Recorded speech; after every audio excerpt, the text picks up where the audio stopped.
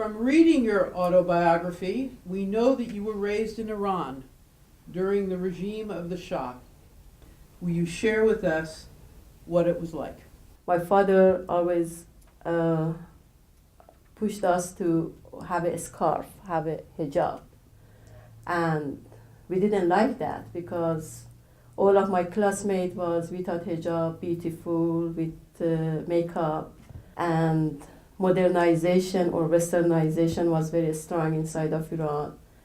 And when I was teenage, I felt that there is a gap between my family and between society, and I wanted to be with that kind of lifestyle, having boyfriend, going out, party at night. But after a while, I discovered by Dr. Shariati's book that we are different. We are third type.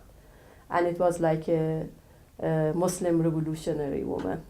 And we read a lot about the Jamil Abu Pasha in that time. Tell us what the Jamil Abu Pasha was. Jamil Abu Pasha was revolutionary, Algerian revolutionary in time that there was a fight between France and between independent movement in Algeria. And she was very tough, very fast, lots of commitment for religion, and she was my favorite type. The resistance, the fierceness, the truth-telling. This is something which we see as a red thread in many ways throughout the global women's movement. Women who defy tradition, women who speak truth to power, and women who are often punished for that and often with impunity. What did you do in the 1979 revolution? We're interested in understanding both your participation, but also eventually your decision to move away from that. The whole of my life was revolution, and spending of time and day in the street fighting. My leader was Ayatollah Khomeini, and we didn't think that he could make a mistake. And Islamic regime or Islamic revolution was our utopia. We used to believe that after changing of regime, we can have freedom, peace, and we can be good role model for whole of world. Right now, Ahmadinejad is still saying this, but I just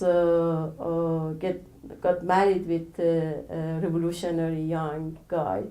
We had equal relation in the beginning, but after a while, traditional Islam or reactionary Islam came to power, and in the first decade of revolution.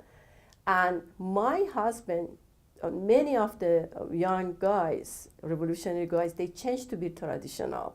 1985 World Conference for Women had huge effect on our life in that time. And in that time, we find that even we are Muslim, we don't have any discourse, we don't have any dialogue, and we need to have dialogue. And then we started to create literature, journal, and articles about women in Islam. But after a while, many of people like me, we find that it's not work. There is no any relation between women's right and between Islamic Sharia. And for me, it was turning point and turning from Muslim feminist to secular feminist. Some people might say that an Islamic feminist is an oxymoron. Would you say there is such a thing as an Islamic feminist? I think the term of Islamic feminist created by universities and academic people. Really, people in Iran like me, we didn't mention us Islamic feminists. We said just we have consideration about women's rights issue. And after a while, if we read an article about us, we are Muslim feminists. It's good term. We use it. It was very practical. I am Muslim. In the same time, I want to be free. I want to be equal with man. And then I try to change my country, my tradition. I try to have a dialogue with the clerics people, with government. I found that talking with language of Sharia is not benefit of women's rights.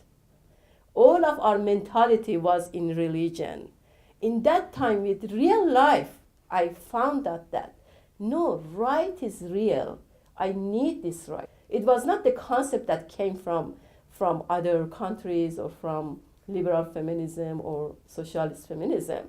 It's created by own, natural just development. That's why we changed our direction and we focused on social reality, and we didn't just have any judgment about any other kind of ideology. As we got into the late 80s and the early 90s, women began to do exactly what you have been talking about in Iran, looking at their material realities and wanting to fight for rights. And therein lies the work of Charlotte Buncher and the Center for Women's Global Leadership, which was also at the forefront at the international level to make issues related to the rights of women human rights. Why did you decide to become a social media activist? What was it about your choice of working in media? We needed to find a place for making visible our demands. And in Iran, many places, dominated by men, but media is more accessible for women to work as a journalist or as a writers like that. We should know about the social networking, about the teaching, even about the dancing, about the communication, about the many things to be a good advocate for women's rights. What were you jailed for? And can you go back to Iran now at all? And would you, if you could? I was 3 times in jail because of organizing of different demonstration for women's rights, peaceful demonstration for women's rights issue. First time because of my presentation in Thailand for Beijing +10 regional meeting about the women's rights issue.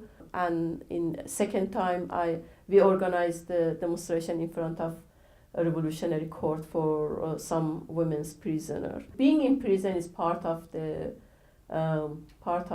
life of women's rights activists in Iran. It's not surprising things. Let's thank both of our speakers.